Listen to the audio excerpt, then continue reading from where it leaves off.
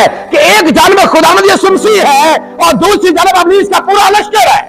और आज ये टाकरा होने जा रहा है, टाकरा होने जा रहा है। और देखते हैं फिर कौन फाते हैं। खुदावंद भी आगे बढ़ रहे हैं, वो भी आगे बढ़ रहे हैं, उन्होंने पत्थर भी उठा रखे हैं। लश्कर जीतता है या खुदावंद जीतता है, खुदावंद भी आगे बढ़ रहे हैं। और जैसे ही वो भी आगे आए, खुदावंद भी आगे आए, उनकी आंखें चार हुई है खुदावंद के साथ। मंजर यकमुश्त तब्दील हो गया। मंजर क्या हो गया जी? यकमुश्त तब्दील हो गया है। वो तो सोच रहे थे कि आज हम इनकी ईंट से ईंट बजा देंगे, आज हम इनको मार मार कर लहू लुहान कर देंगे।